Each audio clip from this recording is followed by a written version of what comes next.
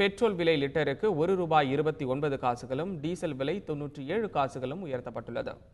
சர்வதேச சந்தையில் நிலவும் கச்சா எண்ணெய் விலை நிலவரம் மற்றும் டாலருக்கு நிகரான ரூபாயின் மதிப்பு ஆகியவற்றை பொறுத்து பெட்ரோல் மற்றும் டீசல் மீதான விலையில் எண்ணெய் நிறுவனங்கள் மாதம் இருமுறை மாற்றியமைத்து வருகின்றன. அதன்படி பெட்ரோல் விலை லிட்டருக்கு ₹1.29 டீசல் விலை லிட்டருக்கு 97 காசுகளும் அதிகரிக்கப்பட்டுள்ளது. நள்ளிரவு முதல் இந்த விலை உயர்வு அமலுக்கு வந்ததை தொடர்ந்து சென்னையில் 1 லிட்டர் பெட்ரோல் விலை ₹70.07 டீசல் விலை லிட்டருக்கு ₹59.47 விற்பனை செய்யப்பட்டு வருகிறது.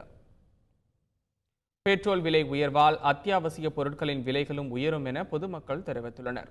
இந்த பெட்ரோல் விலையை குறைக்க வேண்டும் என்றும் அவர்கள் கோரிக்கை விடுத்துள்ளனர்.